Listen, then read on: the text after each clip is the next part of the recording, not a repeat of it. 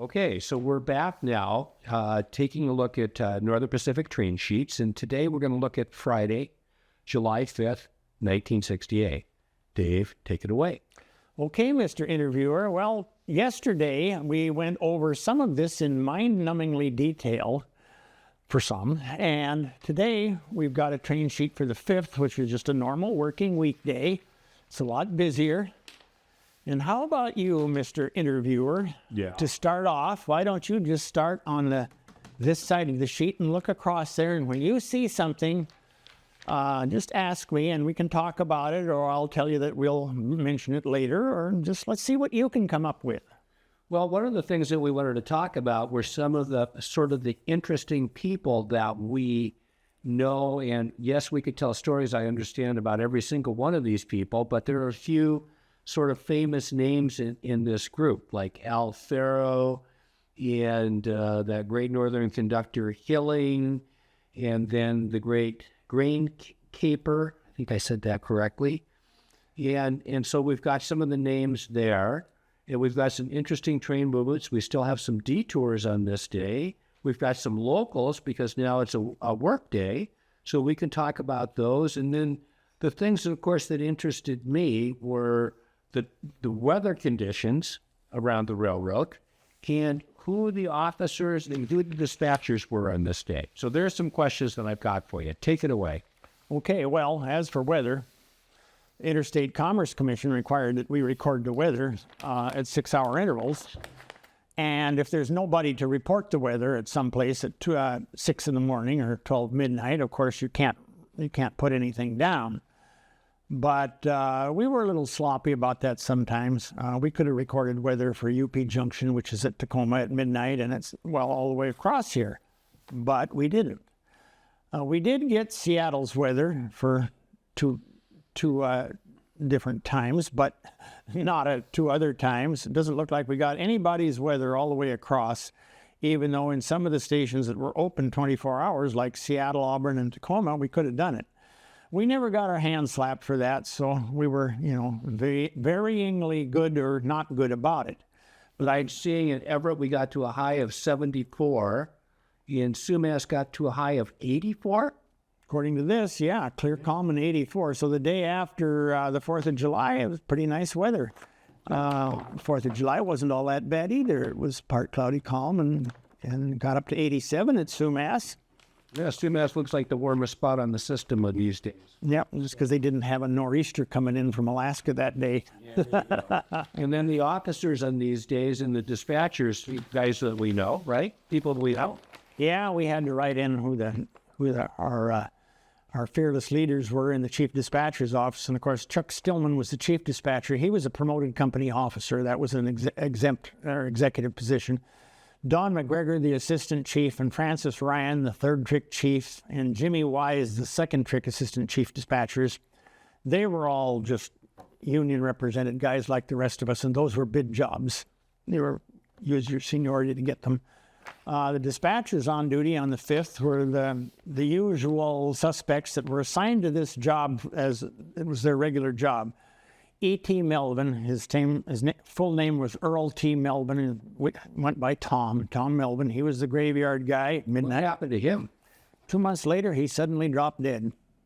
Just died. Without any warning? With no warning. Good. Yeah. Good.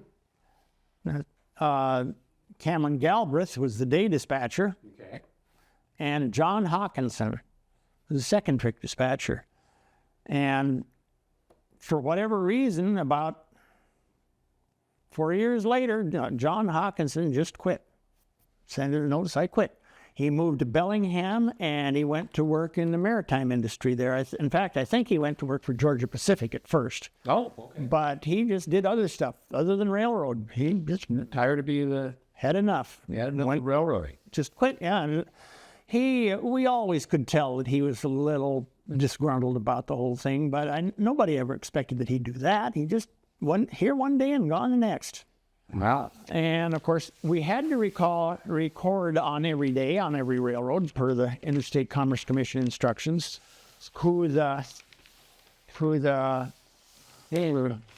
well, I guess we didn't. At one time, we had to record who the superintendent and train master and those people weren't, but so We're not seeing them on this day. certainly not seeing them here. So then we've got some sort of famous people as we go across the page and look, and one of them, of course, on crew 2 is that the engine? Is this the engineer? Yep. And that would be Al Farrow. Yeah. Tell us a little bit about Al. Well, good old Al, you know, he always, when I first came to the NP, he worked at night. He was on that Keith's turn. They went to work at 1:30 in the morning at Auburn and then went over to Black River and then they went through Kirkland and over to Woodinville and then they went down and dumped logs at Keith's on the line into Seattle. It's a horrible job. Go to work every day at 1:30 in the morning and get home at like 3 or 4 in the afternoon. And, you know, he had that job for years. And I asked him why. He had a lot of seniority. He was the head of Scobie and all these passenger engineers. Yeah. He was an old head for being relatively young in age. And I said to him, why are you working this terrible job? And he says, because I can go out and take pictures when I get in. I said, oh, you go out and take pictures when you get in. When do you sleep? And he says, oh, I do the best I can. He did that for years. But by 1968, I see he has come up in the world. He could have had any of these jobs. Okay. He could have had chain gang to Yakima. He could have had the Portland jobs. Those are big money jobs. He could have had any of these passenger jobs almost. I mean, there are a couple of guys that may be older than him, but I don't see any of them here. But then he goes to Crew 2. And Crew 2 was basically the Kent switcher. It came out of Auburn every day and switched Kent and Aurelia and occasionally made a trip up to the log dump at Scopa, which isn't that far away. Okay. Came back and tied up at Auburn. And that's how he ended his career, was on Crew 2. And it looks like he's working in the mornings now. He's working mornings now. He gets to go to work at 5:30. Oh my God, 5:30. It's still not all that much better, but it's a lot better than 1:30. I think so too. And in later years, I know that in later years, Crew 2 went to work a little later, more like 7:30. So, okay. And, you know, he was gradually working his way up, even though he could have muscled his way into any of these jobs with good hours, really good hours. Right. Some of the other people that we saw on here that were interesting, let's see here. Where are they? Well, let's see here. We had, I see one of them here. Here's this. Okay, you got this guy, and you got this guy. Yeah, Earl Hilling was the conductor on 460 out of Seattle and back from Portland on 459 in the afternoon. Nothing particularly that I could tell you about him except when they opened the Cascade Tunnel on January 12, 1929 on the Great Northern Railway, he was a brakeman on the very first train through that tunnel. Wow. And here he is nearly 40 years later, and now he was just a very young brakeman when he made that first trip through the Cascade Tunnel. Here he is after the Depression and World War II. 40 years have gone by, and now he's a senior conductor working passenger between Seattle and Portland for the Great Northern. Okay. Running over NP tracks, of course. Right. And then, here we go here, on number 1 into Seattle on the morning of July the 5th is Frank Scobie. He's the engineer. Okay, now who's he? Well, his dad was the signal maintainer at Easton and later at Reservation. Okay. But his son was Richard Scobie, the astronaut on the Space Shuttle Challenger. Oh, and he lost his life on that. And in a very unfortunate news clip, it shows the Challenger exploding up in the sky, and it pans to the audience watching, and here's Frank Scobie. Watching this kid blow up. Yeah, and he has this look on his face like, what's happening? Oh, boy. And he was still working for the railroad at that time. Oh, okay. And continued working several more years and retired as an engineer. Now, I should mention that he also worked for a time as a road foreman of engines, a promoted position. And he worked in Missoula and in eastern part of the Northern Pacific. But like many of those guys, Sid Kvalheim did it and Jack Christensen did it. They worked these road foreman exempt position jobs for quite a while, makes good jobs, make little money. And then they get to looking at the seniority list and they're, holy cow, look at that. I'm number 2, I'm number 1, I'm number 4.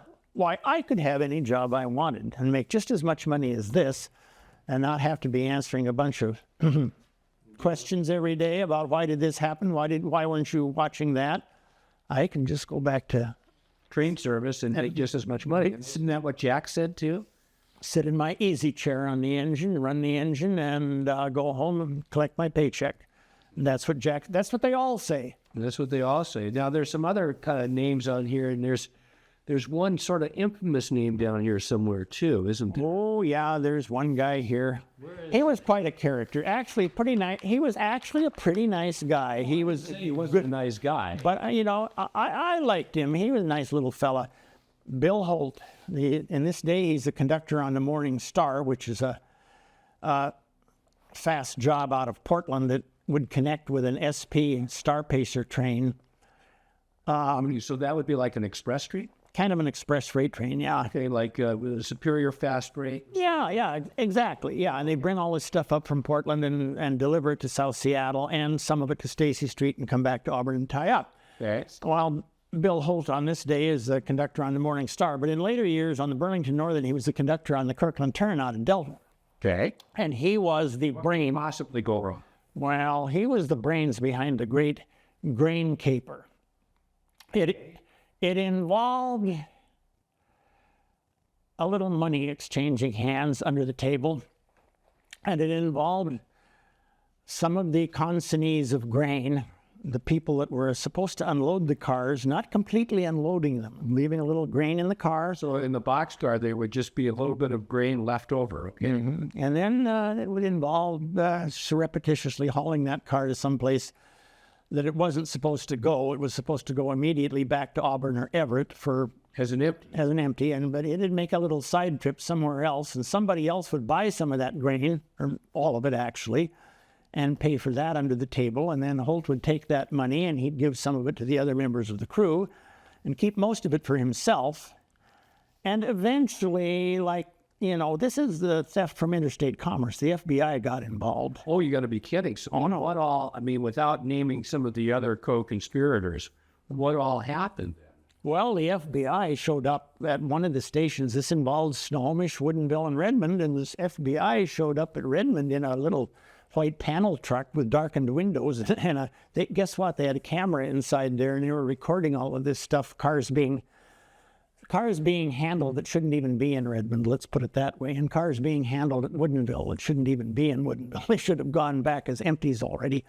And so they were, on their way back, they were stopping them and loading them the second time. Well, unloading them, actually. That's what I meant to say. Yeah, selling the grain that was supposed to have been loaded legitimately, selling it to somebody else, and somebody else was paying some money, and it didn't necessarily involve the owners of the companies. It involved a few dishonest employees that had outlets for this stuff. Let's say they're fencing a little grain here and there, maybe to a hog farmer that needed something. I got some grain. You want a 100-pound sack? That type of stuff. Okay. Well, anyway, Holt was the engineer, not the locomotive engineer, but he was the brains behind the whole thing. And he was a smart guy, but this wasn't very smart. It went on the Kirkland Turn for about a year, I think, at least for a long time. So this would be early 70s. It was mid-70s, yeah. And the FBI somehow, as happens, the truth will out. Somebody talks too much or somebody finds out. And the FBI got involved. And the FBI came to the railroad management and said, look what we found. And the railroad management said, that's no more of that. And they took the whole crew of the moment out of service, and then they started looking into who else had been involved and peripherally for working the job. But they fired a whole bunch of guys. Okay. And they fired Holt, of course, first. Right. He wound up basically in federal court over the thing and got I don't remember if the thing either ended up in a hung jury or he got a suspended sentence or the case got dropped. But in any event, that was the end of his railroad career. The next time I saw him, I was a volunteer at the Black Diamond, Washington Museum, which is not a railroad museum. It was just a town museum, and I was a volunteer there at the time. And in comes this guy selling brooms, and it was Holt. He had gone from high-paid conductor on the railroad to a broom salesman. Oh, my. Well, that's what happens. I mean, Yeah, well, you get busted. but yeah, the Great Grain Caper is kind of a legendary story. It's a sad story because it involved a lot of people who probably should have known better but didn't, and they paid for that with their jobs too. I'm not going to mention any names. Did any of the other people that were just like that peripherally got in trouble, did they ever get their jobs back or not? No. Anybody that was able to, that they were able to make the case on, the railroad or the FBI, that was bye-bye job. There are a few people that escaped because they only worked the job a day or two, and nothing could be proven. And you can't make a person, you cannot make a person incriminate themselves. So a few people They got in trouble. they were sweating it, but they got overlooked because they weren't really ringleaders or prime movers or long-time beneficiaries. Yeah, right. In the Great Grain Caper. Great.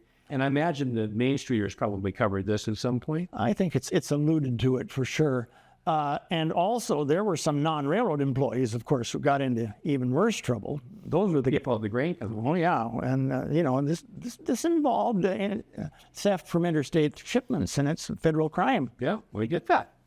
It doesn't involve the Monroe Reformatory or Walla Walla. It involves McNeil Island or Alcatraz. What's federal? It's federal. You know, there was a case, I'll just briefly mention this, a case on the Great Northern where the bank at Sylvana near Stanwood got robbed in about 1958.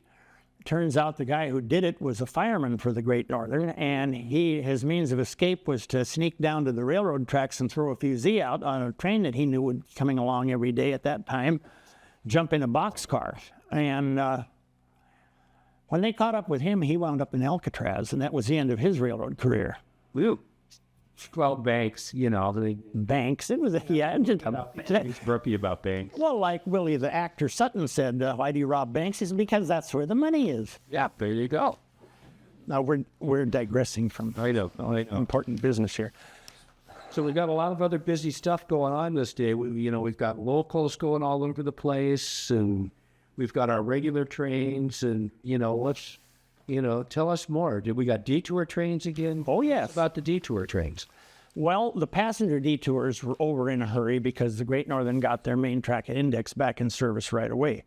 But the damage to the New Westminster Bridge, which I have not fully done homework on for this session, that continued a lot longer, at least a week and probably a little bit longer. And the Great Northern continued detouring one train per day each way via the Northern Pacific at night between Sumas and Cedar Woolley. Of course, that also involved detouring over the Canadian Pacific between New Westminster and Sumas, or Huntingdon as they called it. Right. Here's the detour for today, the 5th. It's Great Northern second 712, which means that since first second 12 isn't on here, I think they must have been able to operate. They must have gotten that bridge functioning during the daytime or something. That's conjecture on my part, but at least second 712, normally the night train from Seattle to Vancouver, detoured over the Northern Pacific from Cedar Woolley to Sumas. The pilot on that day was Joe Schwartz, J.W. Schwartz, and he was a passenger train conductor. His brother was a passenger brakeman, and the engineer was Melvin Ashley, NP guys. And they left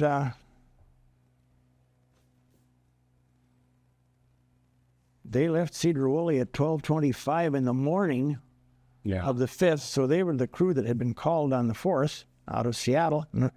Oh, a quickie trip here. They arrived at Sumas at 1:30 a.m. and they had 24 loads and 33 empties. So that was going north for the Great Northern. That was their one detour of the day. Their going south detour was that was later in the day. Look at this. They left Sumas at 4:45 p.m. with 29 loads and 23 empties, and they arrived at Cedar Woolley at 6 o'clock p.m. Okay. and went over onto their own tracks and home to Seattle. The Great Northern conductor was Jack Hiles, Hiles, and the engineer was Ralph Furman, Firman.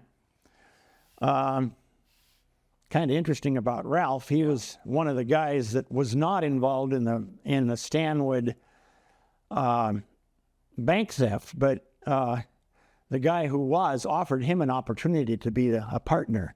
Oh. And he said, "Are you crazy? Rob a bank? Hell no, I'm not going to rob a bank." And so, allegedly, according to Ralph, the guy who did the theft threatened him. "Well, you better not talk, or I got ways of dealing with you." Oh, okay. And this Ralph was kind of a "don't push me around" type guy. So when they prosecuted the guilty party, Ralph showed up as a witness for the prosecution and told about, "I got offered a chance to participate in this and didn't do it. And then when I didn't do it, I got threatened." Well, all of that's a matter of record. But these are the kind of interesting things, the stories that a train sheet can bring out. Yeah, I get that. All right. Well, anyway, they had a couple of pilots, same guys, Joe Schwartz and Melvin Ashley, Okay. piloted them from Sumas back to Sumas. Now, I noticed something interesting here. They left Sumas at 4:45 p.m. Okay. Now, had they been just a little bit later, 15 minutes later,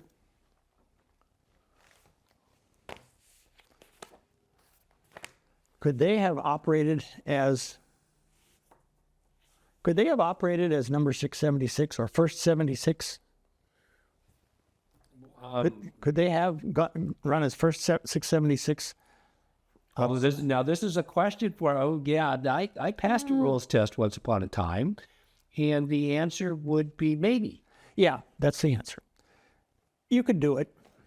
If they, you could even make them wait and run them as first 676 and run your regular train as second 676, because the real 676 our train didn't leave till 7:40. He was 2 hours and 40 minutes late on that schedule.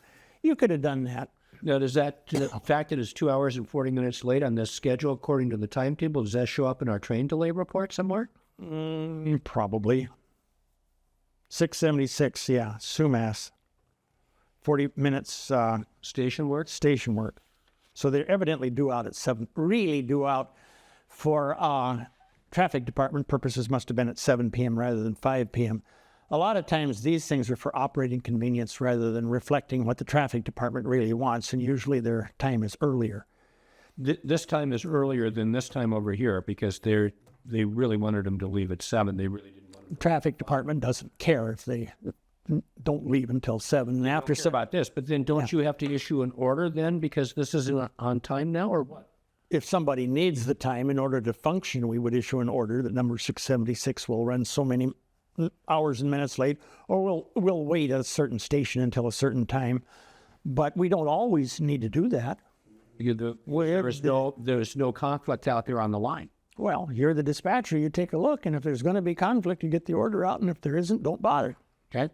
All right. But to get back to our technical question, it's not a very good idea, even if they'd be leaving after 5 o'clock to run them, because you can't run a section to a station that isn't a register station for the train. Cedar Woolley is not. Register station, so therefore the answer is no, you really couldn't run it as a section. No. The register station for 676, the next one would be Woodinville.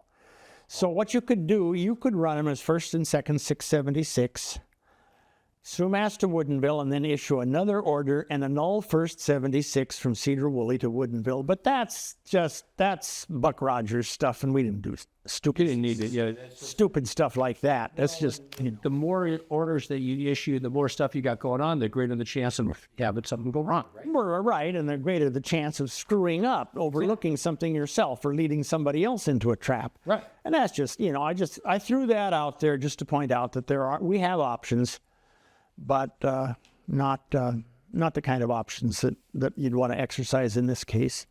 Okay. And now, how was Everett that day? Everett looked like it's pretty good. Everett did a little better than it did the day before. We had all this. We had the usual suspects. We had the 2 Great Northern passenger trains. Okay. I see that Noel Craig is the engineer on 357 on that day. Many years later, on the Great Northern, I was his fireman.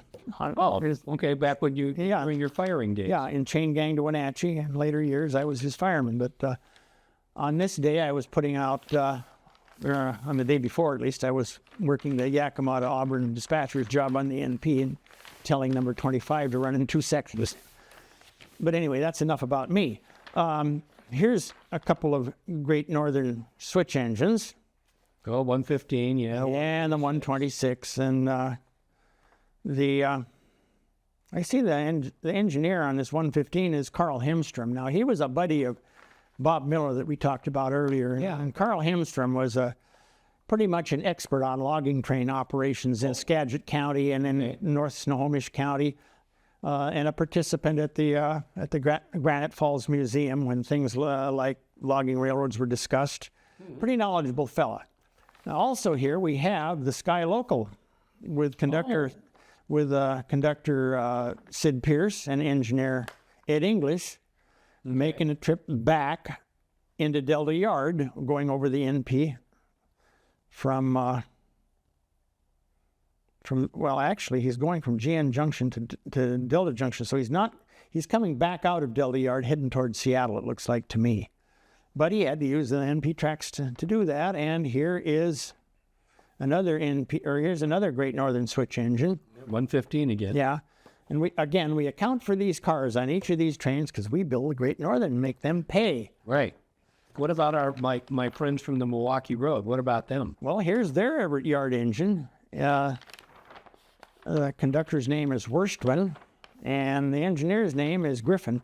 Now, by this time, there used to be 2 Griffins, and they were brothers. But by this time, I think there was only down to 1, and that was the younger brother, Eugene, and he worked the Everett switch engine whenever his brother did not.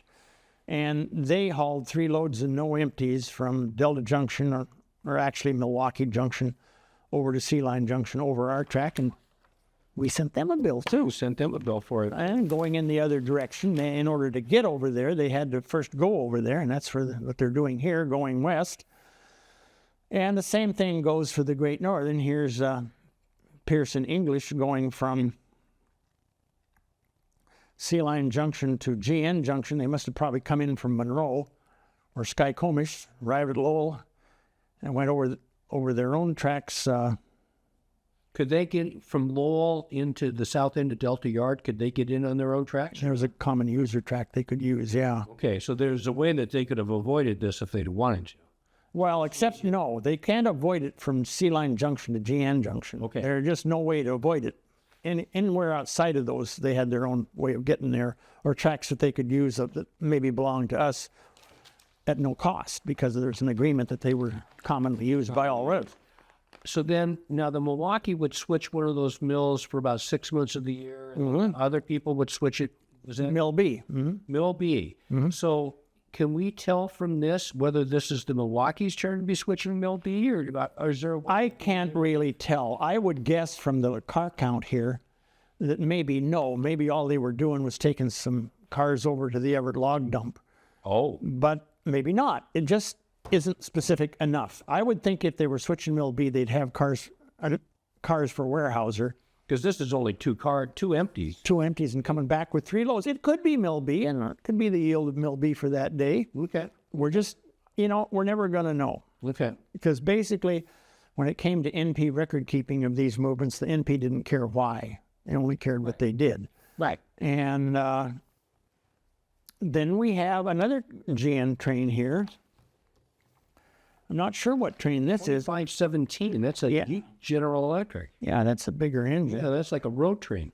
Well, that's conductor Ringstorff and Porky, we call Is that him. Porky? Vic Ringstorff? Yeah, that's him, Victor Ringstorff. Yeah, Vic went to my church. Oh, he did? Yeah, up at Bellingham. Did he fall asleep? Yeah. Okay. Yeah, he was, because he worked up in Ferndale at the end, right? Yeah. Yeah, Porky. Yeah, I remember Porks. On his last trip, he was matched up with Carl Hemstrom, and I went up there and had lunch with him on his last trip. Porky was kind of a clown figure. He was chubby guy. Oh yeah, that's why they call him Porky. Yeah. Oh yeah. Well, railroad. But just the nicest guy, and he could get the work done. He could get the work done. And he and Carl Hemstrom were a good pair on that train at the last. But anyway, here he is, going from basically Sea Line Junction over to Delta for some reason. Perhaps he was on one of the locals. He didn't come back, so he must have come back through Bayside. Oh, okay, that makes sense. So we wouldn't see it at all. But we get to charge them every time they do this. And look at this. He had 5 loads and 29 empties. And over here... Vic Ringsdorf. Yeah. Interesting. Another name in common that we've got. Well, sure. Yeah. About that. But... and then... no, I don't see anybody else here that's... like I said, I can tell you a story about every one of them. And I have about a few of them, but I know. we don't have 10 years to listen to all this stuff. So there we are at Everett. The Bellingham switch crew is, oh, looky here. Now, who do we have there? We have Martin Crimmins. Okay. Oh, he was an Auburn conductor. Switch crews at Bellingham came off the road crews. They weren't switchmen. They were actually road crewmen. He was an Auburn guy, and the engineer was Gordon Colson. Okay. Now, in the book, A Railroad Runs Through It, about Darrington, Right. and the author, Herman, he says, Gordon Colson was a fine engineer when he was sober, but the problem is he was seldom sober.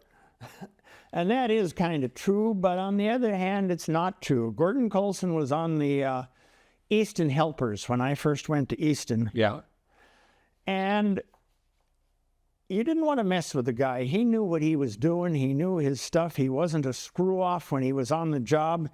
I won't say he never showed up completely sober. He may have had a few drinks, but I never saw him not looking after the company's interests, even when he'd had a few drinks. There was none of this, oh, we're going to wink at that rule today, or, oh, we're not going to. He did everything correctly. And that's a lot more than I could say for a few people who never drank. And that are on this list. Yeah, and for that reason, even though Gordon Colson had his foibles, he had women troubles a lot and a little bit of troubles with the bottle. He's a guy I respect. He was a good company man. He wasn't a rat. He wasn't a rat fink or squealer, but he did his job. And I just want to record that for posterity while we're talking here. So then they went on to, now why does it have it listed here twice? Why? Train crew on duty, engine crew on duty. What's the difference between a train crew and an engine? Well, back in the steam engine days, there was a difference. The engine crew would always come to work a little early to prepare the steam engine. But when we went to diesels, it pretty much stayed the same. Well, yeah. We just went ahead and recorded it as if it was. Well, here. Now here's the Sumas switch. Yeah, and they're not the same times. No, I think the engineer probably got a little preparatory time for the engineer. The engineer usually went to work a little earlier. Now, would the Sumas go as far south as like Acme or Wickersham? Yeah, went down. They never went to Wickersham, but they went to Lawrence and Deming and Acme a lot. And they were assigned to go out there. That gave them a little extra miles instead of having made the job a little more attractive, although they already worked a 16-hour day or 12-hour day, made money hand over fist. The conductor on that job that day is worthy of mention. It's Dick Foreman. Okay, tell me. Richard Foreman. Well, he'd just be with all these other conductors. All of these guys were my friends. Foreman was a very good conductor. I remember when he was on the North Bend local and I was working the agent's job at Snoqualmie, he gave a brakeman a dressing down. And he said, after we do the work is when you screw off. You get the work done first, and then after that, then we have the dessert. But this brakeman, I wanted to do some screw-off move early in the day, and Foreman said, we're here to do the work. When that's done, then we'll take a look at what else we want. We'll look at the window dressing and the dessert. Okay. Well, he moved up to Sumas and was working on this job. Poor old guy. He got scraped off the side of a train, got his legs run over. How? And that was the end of his railroad career. Of course, he got a settlement from the railroad. Yeah. Last I heard of him, he was driving a taxi in Puyallup. Oh, okay. Now, when you're the Sumas switch crew, how far south did yard limits go? Just right there in town. Yeah, just right there. So then you'd need to give them an order if they're going to go out to Lawrence. Yeah, we give them a train order to go out there. Okay. Right. We have a work train, but it didn't do anything. It's the same as the day before. It's the pile driver between Bellevue and Kirkland. Oh, and look here. It says, did not work. They must have worked the holiday and then gave them Friday off so they'd have a 3-day weekend. They worked out little deals like that themselves. Yeah, because they probably on the previous day. Yeah, they probably put in the time slip for what they did the day before on this day, got paid just regular day's pay, not holiday pay, worked the holiday, and then got this day, the next day, and the next day actual days to stay at home, which were things that we used to do to be accommodating. Well, and we are following the same calendar this in 2024 like he were in 1968. Remember being trackside on Friday, July 5th, listening to a woman going, my mother said they can't change when the 4th of July is. Can't change what? Well, I mean, it's a Thursday. Oh, The 4th of July is the 4th of July. it's whatever day it falls upon. Can't change that day. And so Now, what else do we have here? we've got something. Well, we got a train going to North Bend. Well, let's talk about that. Yeah, that was a How come it's northbound in both directions? northbound. It says NB. Well, North Bend. Oh, North Bend, not northbound. Okay, got it. Yeah. To start with, they come on duty at 7 a.m. in North Bend. In North Bend. Okay. Yeah. On this day, they left North Bend at 7:20 a.m. Caboose hop. They went to Snoqualmie. There's no time recorded, but they went to Snoqualmie where they obviously did quite a bit of work. That was where most of their work for the day was. And then the next thing you know, they show up at Woodinville at 12:25 p.m. So Snoqualmie was that mill that was switched by both the Milwaukee and the NP then, right? That's correct. Okay, I just make sure I got the right mill. Okay. Technically, it wasn't switched by either. It was switched by their own crews using an engine they leased from the Milwaukee. Oh. And we would deliver, the NP would deliver cars to them on the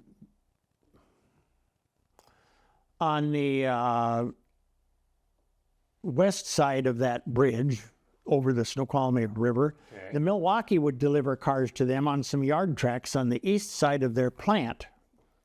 And then their switch engine would take the cars and go from there. But you're basically correct. The NP and the Milwaukee served both of them. They just didn't do the switching. There you go. Okay, that's what I wanted to capture. So anyway, we can see that we don't have a time for them at Snoqualmie because there was no telegraphy there, right?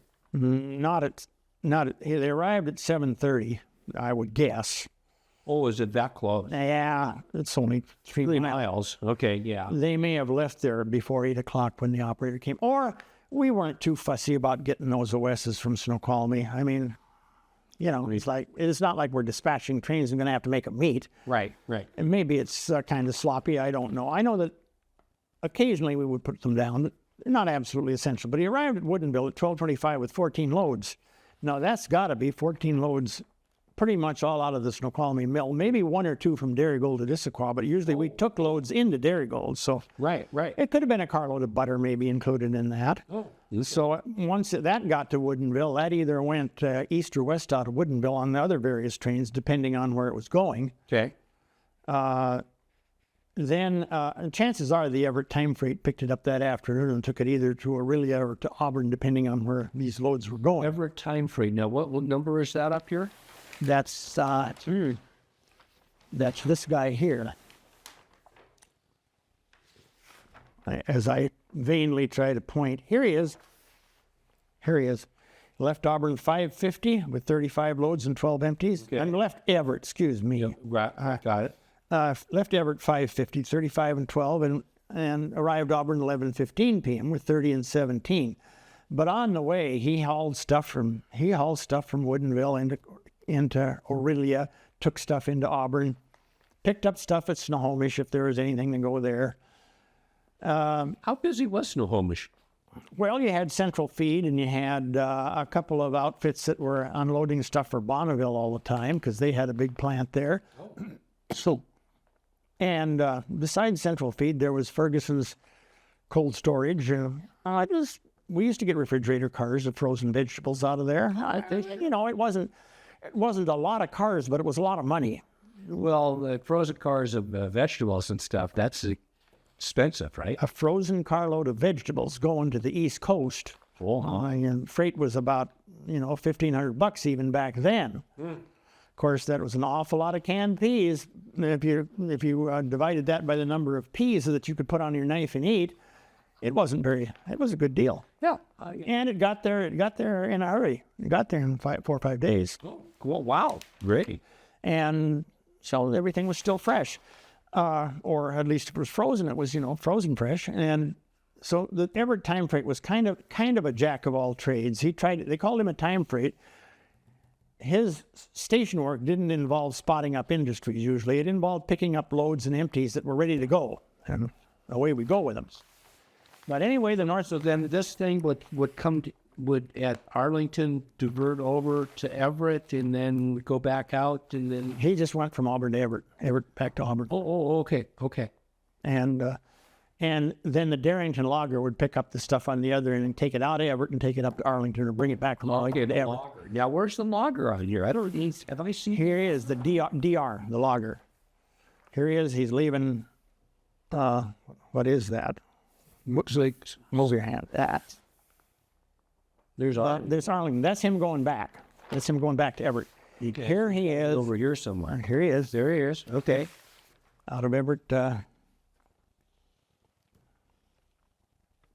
Oh, in those days, he wasn't out of Everett. He was just out of, yes, he was. He's out of Everett at 1:15 p.m. Wow, a little late in the day. Yeah, 1 and 8. 2:54, arrived at Arlington at 2:43 p.m. and didn't make a trip to Darrington on that day.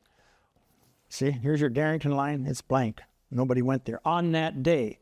They were still going to Darrington, though, big time. Oh, yeah. In those days. It's probably because the day before had been a holiday, and probably the loggers and mills they probably took the whole weekend off. I mean, in Darrington, if you're a logger, if you're a millwright, what do you do on the holiday?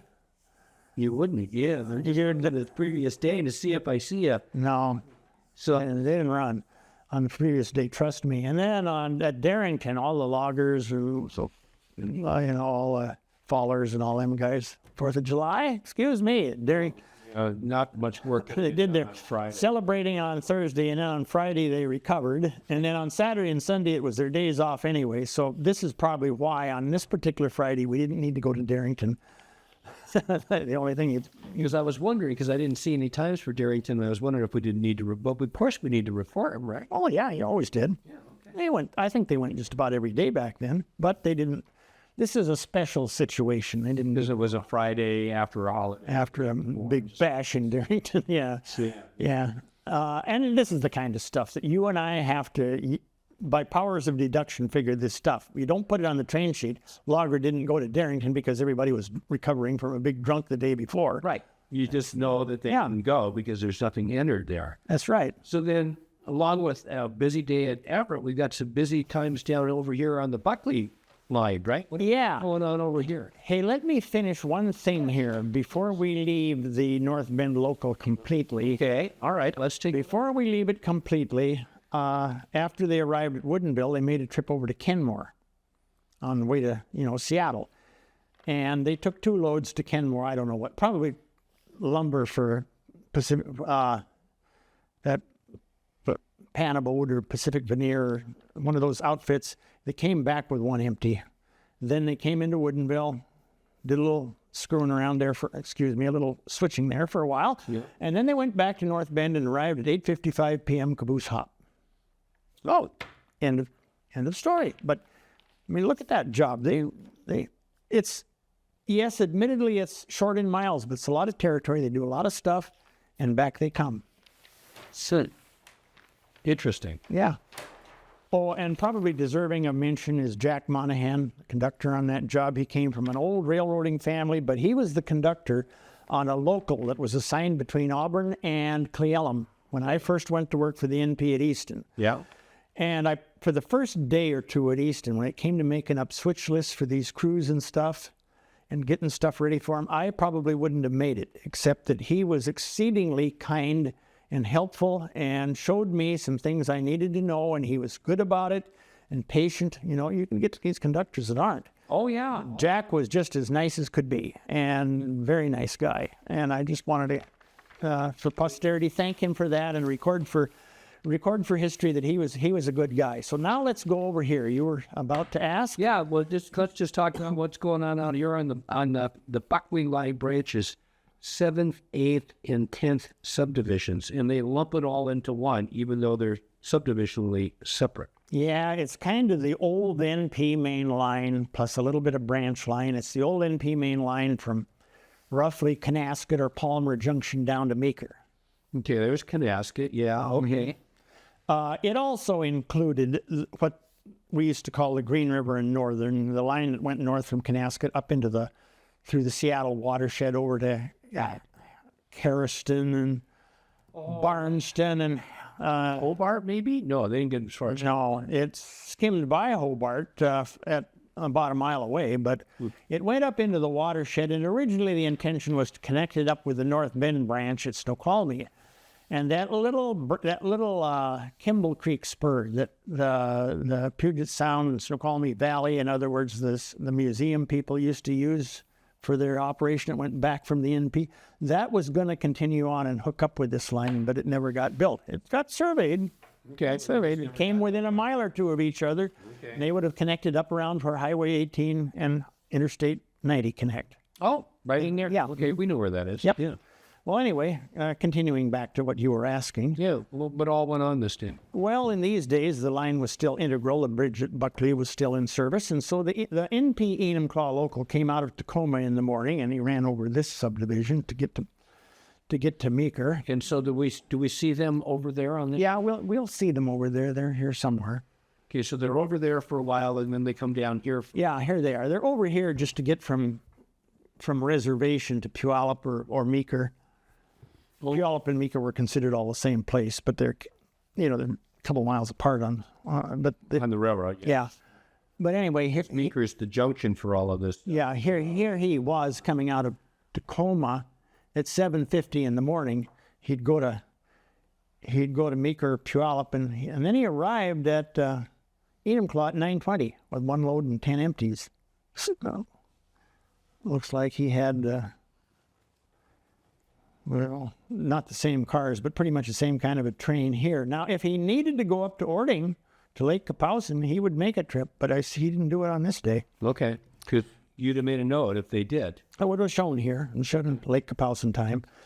Here he is arriving Enumclaw at 9:30 in the morning, and he sits around there for a couple hours doing switching, and then he leaves Enumclaw at 11:45 in the morning with one load and 8 Empties, so 506 tons, and he takes, no, it's 326 tons. He arrives at Meeker at 12:50. 1 hour, takes him an hour to go down here. yeah. But pretty much the same train. Now, the tonnage don't match, so somewhere he must have set out a load and picked up a load, or set out a couple. Something happened that Yeah. started to change. And then to get back to Tacoma, we'd find him over here again. Okay, well, where's he over there then? Here.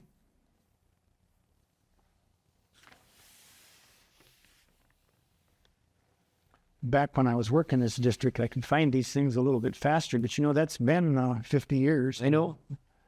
Or you just make it back, and then that was the end of him.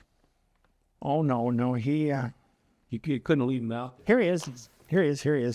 Okay. Left Meeker at 1:05 p.m. and arrived Tacoma at 1:25, 20 minutes, Hey, with one load, no empties, 70 tons, and tied up at 1:45 p.m. so we ran back to Tacoma, not Auburn. No, in those days he worked out of Tacoma. That was a Tacoma job. That was Auburn people couldn't work that job. That the division. That was the one exception of territory north of Tacoma where Auburn and Seattle crews couldn't go until the merger. Oh. And it was the one exception where Tacoma crews were allowed to run over Seattle Cruise territory without being involved in this lap mileage like 679, 680. Oh, yeah, Jack and his lap mileage. Yeah, Jack. Yeah, but these jobs, this Enumclaw local, he was grandfathered because at one time it was all one division and everybody could go anywhere. Oh. That changed in 1909 and they cut him in half. Good. Train and engine men and telegraphers got cut in half at Tacoma. Dispatchers were not. They got to work the whole division. Clerks were not. They got to work the whole division. But and section men were not. But train and engine men and the telegraphers, they were required to divide their loyalty in half and choose which half of the railroad they wanted. Why? Don't ask me because I wasn't there. I think it would have been a better idea to just leave it alone. But, you know, back in 1909, I guess it was kind of a burden to the company as well as the employees to be working at Ellensburg one day and then be needed at Portland the next, or to be working at Sumas one day and be needed at Portland the next. And by dividing it at Tacoma, they kind of made it manageable, so that if you needed to go somewhere to work a job the next day, you could you could get there. Right.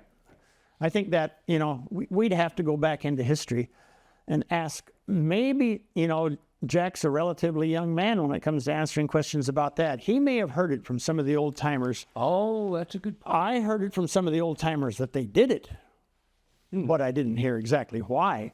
So my reason is pure conjecture. Okay. But we're still on the Enumclaw line here.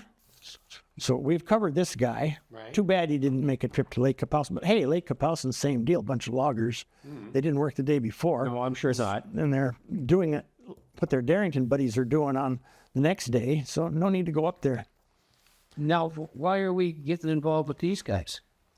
Well, in 1931, the Milwaukee and the NP, who each had completely separate lines between Enumclaw and Canasket and then onward to up into the watershed, they had their own completely separate railroads. They decided this is wasteful.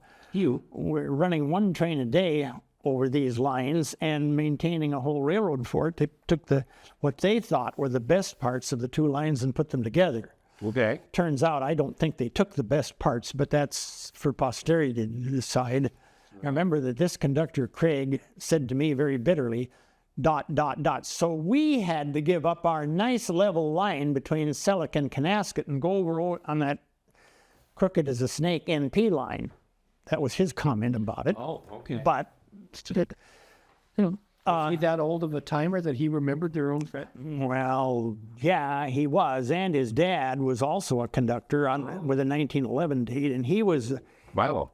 He was his dad's shadow. I mean, he was intimately, he knew all the old timers, heard all the old BS and heard, you know, he was a knowledgeable guy.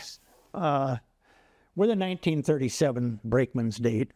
So that's for, yeah. So, yeah, he wasn't one of the people when he said we had to, but meaning the Milwaukee Road. I'm sure he was parroting his dad. So we have to go over on that NP crooked as a snake line and so then did we get to build them for their, or is it kind of There was billing involved, yes, but it was a joint operation. And one of the things that was very unusual that was done on that line, and I suppose it may have been done elsewhere on a railroad somewhere. Yeah.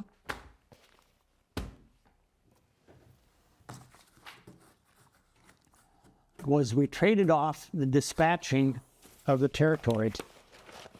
You're looking. Oh, here's what I'm looking for. Yeah, there you go. What's this? Well, this is a reminder that the chief dispatcher put out in 1973, but we had to do this every 2 years, and he put out this reminder to the double track north dispatcher. Oh, DTN. Okay. And also to the mountain dispatcher, and he said, at 12:01 a.m. Wednesday, June 6th, the joint Burlington Northern, and it used to be an NP, Yep. Milwaukee CMSDP, Milwaukee track between Enumclaw and Bain Junction will be operated in accordance with the Milwaukee timetable, CMSDP. And any train orders affecting this track will have to be transferred to the Milwaukee by this time. So if there was an open order on the switchover date, you'd need to give them to the Milwaukee dispatchers that they could deal with it. So who's CGS? C.G. Stillman. And we saw Mr. Stillman's name over there, didn't we? Yeah, he's the chief dispatcher, and he still was in 1973. Okay. So the Milwaukee is basically using joint track. Actually, it was built by the NP to go from Enumclaw to Bain Junction, which is, Junction, where in the hell is that? well, it's just outside of Canasket. Here's Palmer Junction, 2 miles just distant. Palmer, yeah. Right. Okay. And then they would go back onto track that they owned, but that we dispatched. I mean, we would dispatch the whole thing for 2 years, then they would dispatch the whole thing for 2 years. Okay. From Enumclaw onward, there, west of Enumclaw. That was all your stuff. Yeah. Okay. So here we are, we're handling Milwaukee trains on our track, and we even record their arrival at Bagley Junction, which is the junction with the Milwaukee main line just west of Cedar Falls, to show that this movement has been made. And then later in the day, they come back to tie up at Enumclaw. And here's when they left Bagley Junction. Okay. And we don't have a passing time at Bain, but here's when they arrived at Enumclaw. 1:30 a.m., 15 empties. Mm-hmm. So Enumclaw had a little bit of business. Mm-hmm. Yep. And their running order to make that move back was annulled at 8:45 a.m., Really? which was at the expiration of their hours of service. Now, Yeah. this was a period. This was a date at which the NP was handling this. If the Milwaukee were handling this, we wouldn't even have this on the sheet. They'd have the territory and they'd be recording their train, but they wouldn't be recording any of our train. Even if our train, well, yeah, they would record our train if it went out to Vesey. Yeah, if we got out here. Yeah, Out into their track. yeah, but so, sometimes it would make a trip to Vesey. So then these were the years that you were dispatching it, and then it flips back over, and then this just becomes blank. Everything from what Carbonado would be. From Carbonado down to Puyallup was always NP. Right, got that. By this time, we weren't making trips to Carbonado or to Wilkeson, but we still had the track in, and it was still serviceable. Hey, I don't remember ever going up there, though. good. Okay. Getting back to this Milwaukee thing for just a second, the track that they used from Bain Junction to get over to Bagley Junction had been their track. And one old Milwaukee conductor described it was horrible track. It was just absolutely the worst. And one old Milwaukee conductor described it to me this way. He says it's 65-pound rail, and it's been worn down to about 40-pound rail. And he said, you got to move at about 10 miles an hour or you'll be all over the ground. And this is literally how they ran. Yeah.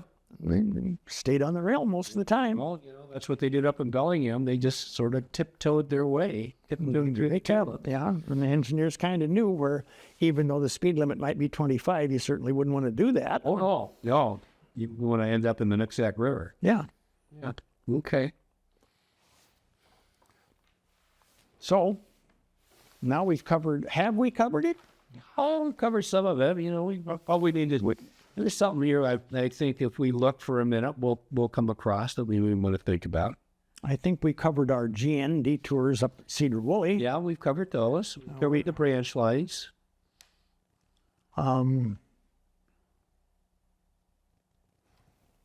We covered the. Now, here's a Keith. The Keith turn. What's that? Well, that's the job that Al Farrow used to have that went to work. That terrible job that you were telling me about. Well, I see it's a little better. They changed it from 1:30 on duty to 10:15. Hey, they made it. No wonder Charlie Huff, the old passenger conductor, and Hurley, the kind of senior engineer. Al Farrow was ahead of him in all these bikes. But anyway, Hurley was an old timer. And I thought, why are these two guys on this awful job? Until I looked down and saw that, oh, they changed the on-duty time. Yeah, it's a day job. Well, no wonder. Yeah. And of course, those guys, you know, it seemed like to me those guys liked the locals. See, that's a good place to retire to as a local, isn't it? Not only is it a day job, but it pays local pay and big money and goes into overtime, you know. And Oh yes, it's got all of the desirable qualities. Yes, that's why they were high security jobs.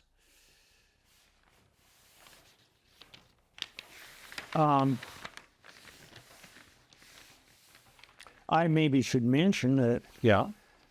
at Cedar Woolley, at the time these detours were made, it was a difficult move. It was a pull up and back in and head out move for both the GN and NP to detour.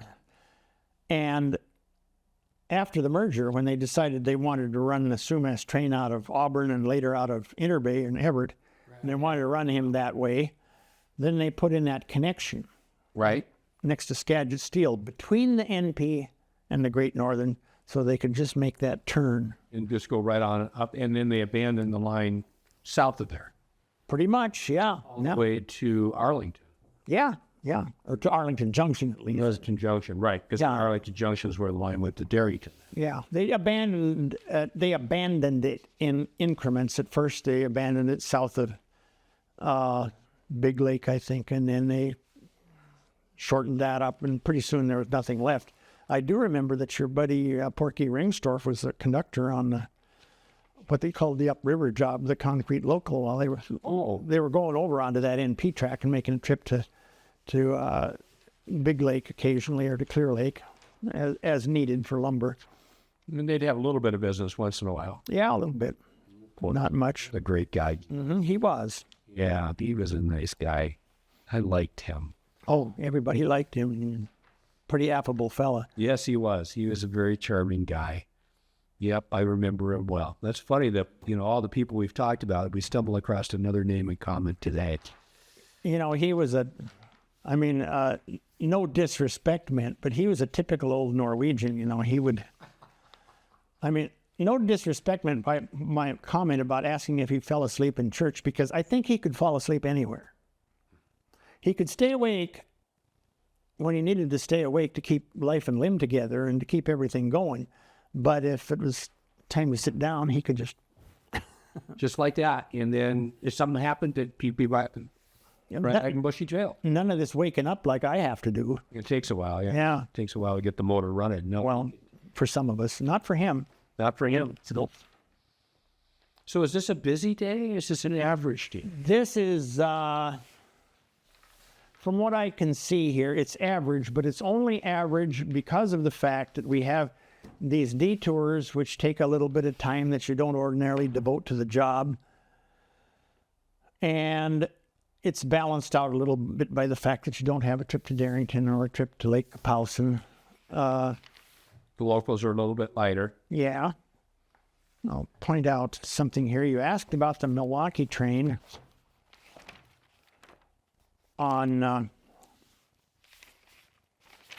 you asked about the Milwaukee train. Are these initials? Yeah, once the train order is full. Oh, let's have a train order book lesson. Yeah. You write the orders in the book. Okay. And there's none of these initials, and there's none of these X's. Like we saw on that one example where something comes off the mountain division, and it seemed like it was maybe the first one, and yeah, this one comes off the mountain and it's DTS. Mm-hmm. Okay. Now, well, it's initialed out by CLG because Second 25 arrives at Seattle, and we don't need to know about this anymore, so he initials it out. Okay, and so that's Galbraith, right? Yeah. Mm-hmm. Okay. It arrives at Seattle on his shift. But here's the point of what I'm trying to say is that you issue these orders and fill a page up, and when they're still fresh, there's none of this X stuff, and there's none of these initials. They're still good orders. They're still fresh. Okay. As they die out, you put your initials through them. Maybe this one, but not this one. Maybe this one and not this one. Because it looks like this is somebody different. This is Galbraith already. These two are Galbraith. This is Don Shane. So that's a different. Yeah. It was put out at 4:18 a.m. by Shane, and the train made it to Tacoma before the end of his shift, so he initialed it out. These trains hadn't made it to Seattle or to Tacoma before Galbraith got there, so when they got there after he came to work, he initialed them out. Once you've initialed all of them on the page out, you go like this. Just one slash. Once everything up to this page has been everything has been slashed out, then you make a double X. That means this page is no longer. And everything prior to that has also been taken care of. That's right. It means that these items on this page is taken care of, and the other one, And you need to still go back. all the year to date is all taken care of now. Double X means you don't have to go back. One slash means that There's still something living on the page is dead, but there's something alive before it. Right. Okay, got it. And so obviously these completed books have X's across all the pages. Well, it is 1968. Hopefully, we don't have any orders outstanding by, That's right. That's right. And but anyway, I wanted to show you something on. So you'll notice how we underscored every word and every figure. Okay, This is as the operator repeats it back. Okay, so this is at 659, order number 2525, CNE engine 329 Reservation. at reservation. You need to spell it out. No, you just say it. You can spell it out down here, but up here you just say it. Oh, okay. So engine 329, run extra reservation, REVE, blah, blah, blah, to Enukla, ENUNCOW, and return to Meeker, MEEKER. Mm-hmm. Did I get that? Yeah, well, you're pretty close. You're close enough. I wouldn't slap your hand with a ruler for that. But you'll notice it's the dispatcher's responsibility to underscore each word and figure as the order is repeated. And this is being done here. Some of them have multiple underscores because more than one station is repeating them back, right? Oh, look at this. Okay, so like this order went to, okay, so where are, okay. This went to Auburn Yard, Spokane Street, and a couple more addresses to Auburn Yard. Why would we? Oh, wait a minute. They're all Auburn Yard. Okay. They were, apparently these addresses were added later for trains that needed it. So requiring 5 different trains got this order. Okay, all at Auburn Yard. Well, that can't be right for number 25. Must be AU, Auburn Depot. Oh, okay. So that accounts for, 2 underscores. Auburn Depot, Auburn Yard. Okay. So what is this telling me? Number 25, that's N-N-O? Yeah. Just, okay, because it looks like O-N-O.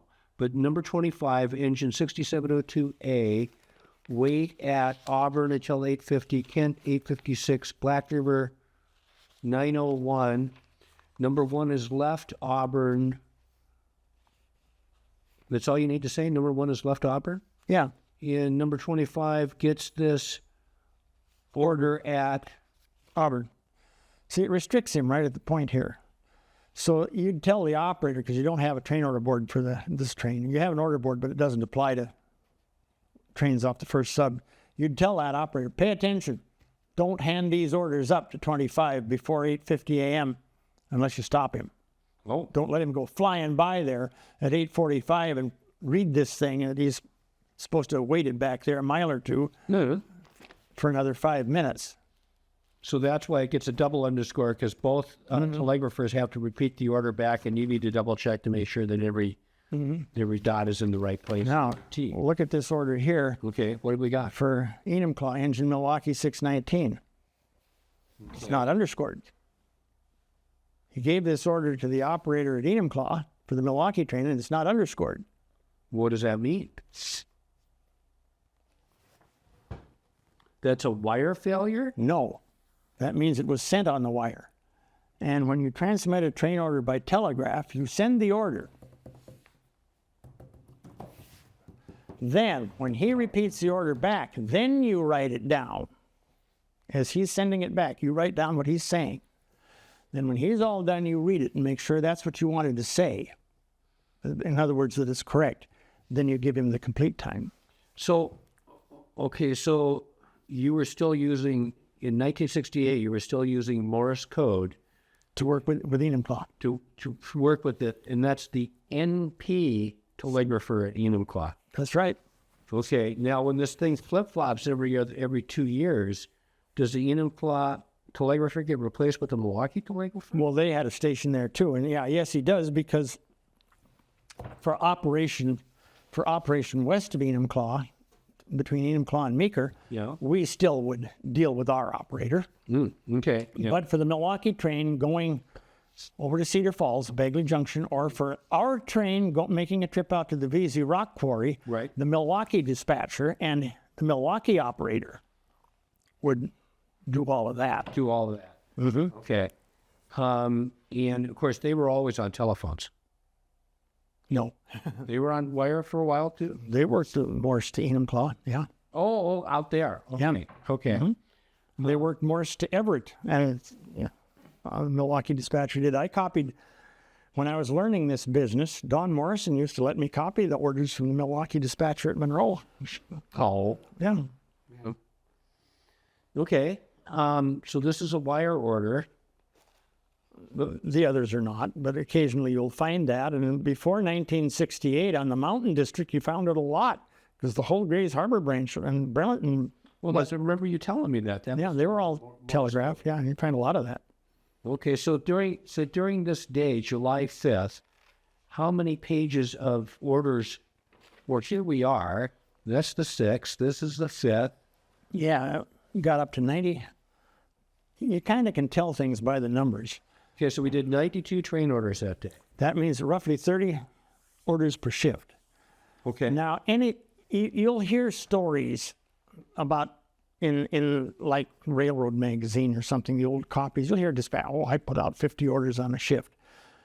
Well, let me tell you, anything more than about 20 orders on a shift is going some. I did it a lot, but if you take the number of minutes in a shift and divide that by the number of orders, if you get up over 20 orders, you're getting roughly an order every so many minutes. Now, when you think about the planning that goes into this and your other duties, Right. you figure out putting out 50 train orders, they're basically little essays. And they're things you have to think about and plan. They're things you have to take a repeat on. They're things you have to make the clearance records when you clear the trains. And 50 a shift, come on. You're not doing anything. You don't even have time to go to the can. And I mean, literally don't have time to go to the can. If you're doing your other duties plus that, you're doing something every minute. Now, I won't say it can't be done because it has been done. Right. But to do that every day, no. So what's okay? So I'm trying to understand these. These are numbered clearances, C. Okay, so these are just clearances. Yeah, but Because- they authorize the train. They're the same as a running order. Okay. They authorize extra 377 East at Auburn Yard to go to reservation. Oh, okay. Or wherever it should. Yeah, if they're preceded by the C. So then number 92, UD, isn't that North King Street Station. King Street Station? Order number 34 is annulled, and that's how we end up today. Then. Well, we took down, not necessarily how we would do it, but I mean, it could be a running order here or a clearance, anything.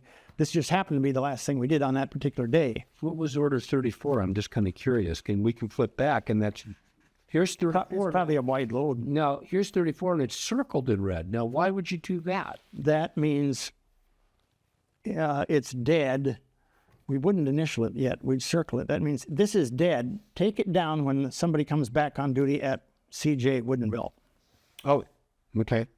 Annul it. And it was annulled at King Street Station, who has 24-hour service, as soon as 10:59 p.m. which is 11 p.m. Right. So shortly after it was dead anyway, we annulled it so they didn't have to keep hanging it on the hook there. Oh, okay. Okay. Because just the fact that the order was dead does not permit the operator to hang it. It's addressed to, Westward trains. yeah, so he That's everybody. And you got to even if it's dead, yeah, he can't just go by that and file it away. Now, on some railroads, they allowed the operators to do that, but the NP in Great Northern and Milwaukee did not allow that. So then, okay, so if this is for every westward train, then how many copies of that order did you need to make? And what happens if you run out? He only makes 3 because the trains at UD going west are none. Oh, There's none. I mean, at one time there was, but by 1968, nobody was leaving King Street and going up through Bothell. oh, okay. Okay. You had to have it out as a precaution. This is called protecting thine behind. Yes. It was a requirement, it's fully protected. Now, Do we have any interesting ones that come out of this day? Or what are these subsequent days? I didn't really see any. See, the last train order issued on, Why is this all printed? That is a printed. The train order form was also printed. It's a what now is called a Form B track bulletin. This was a Form Y train order. Did the same thing, exactly the same thing. Why? Yeah, which would be like a work order, not a slow order though, or would it? Well, it was a restricting order. It was a slow order in that it required the train to stop unless they were instructed by the foreman in charge to, to. Wait a minute. Now, whose initials are those? That's Gary Emmons. Gary Emmons. Okay. That's Ed Burnson. I was going to say, now, how did they get involved in this? Well, later in the week, they were doing some dispatching on this territory, on somebody's day off or somebody laid off or something. Okay.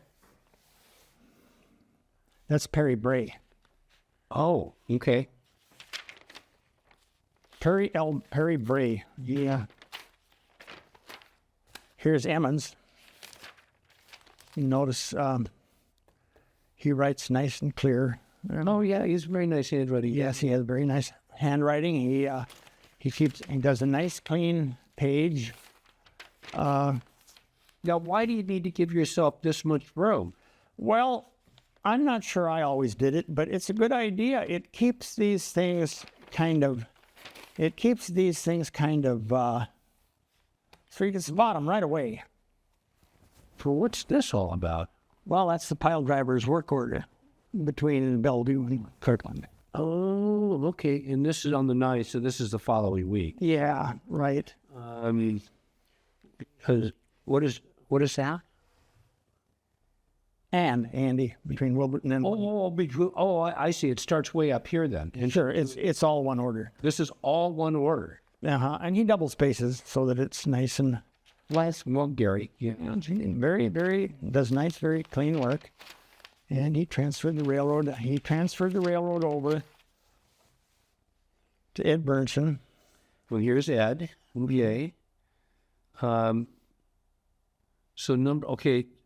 Has arrived at Sea Line Junction. Is that what that says? Mm-hmm.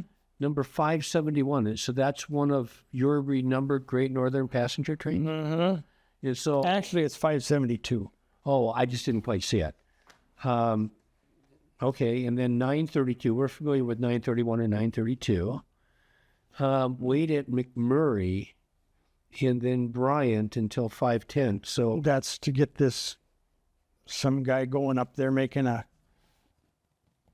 there. Well, I think it's the local going up to Bryant for a car. well, Yeah, here he is. Going Arlington to Bryant and return to Arlington. well, Ed.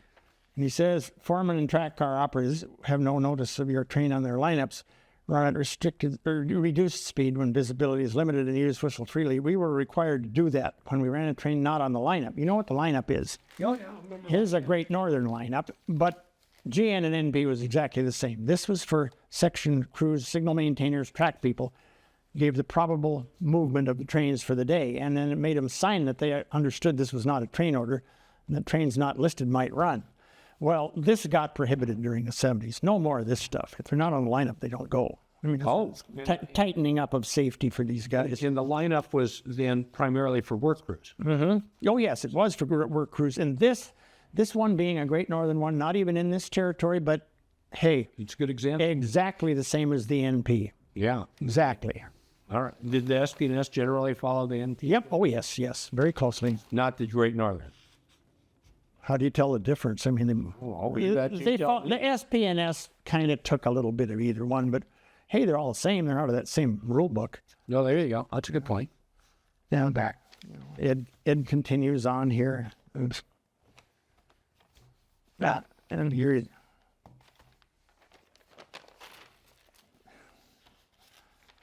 he had a busy night. Oh, I got to say that. Oh, and these are long orders, too. Look at these things. 676 will not register at Wickersham or Cedar-Woolley. No, at Cedar-Woolley. Will not register at Wickersham at Cedar-Woolley. Period. I mean, we can't put a period in there. But will not register at Wickersham. Okay, they could tell me more. At Cedar-Woolley, conductor of number 676 will leave a copy of this order with train number, engine number, time of arrival, and date with his signature written on it as evidence of the arrival of his train at Cedar Woolley for westward extra trains. That's something that we invented. He didn't invent it, but he was keeping up the tradition because that's what you did. This is so that if you had a G&D tour show up at Cedar Woolley, Right. Oh, they could check to see that 676 had gone by there. You couldn't leave. Oh, And this is how. And you said for westward extra trains because you couldn't name who it was for because you didn't have an engine number or anything. right. So you, But any westward extra train needing to know that 676 had passed Cedar Woolley could look in the waybill box, find a signed copy of that order, and then know 676 is gone. oh, okay. Well, he likes to write long orders. Well, sometimes he had to, but Edgecombe to Cruise, all first-class trains due at GN Junction have passed. This order is annulled at 10:01 p.m. Okay. and he continued on. Yes, he was busy. Wow, he had a busy night. And then he transferred it over to Don Shane, Who was the... third trick dispatcher on July 10. Okay, there you go. Oh, which would have been the dawn to 8 a.m. shifts. Right. And Don Shane, again, I shall mention, he was the father of Kenny Shane, who was an engineer on the Burlington Northern out of Interbay for many years and finished up his career working out of Spokane or Yardley. Okay. Well, Dave, we've had an interesting couple hours here looking at stuff. What else do we want to squeeze in? Well, we still got a little bit of film time left. Well, I made notes, and I'm pretty much convinced that we covered everything.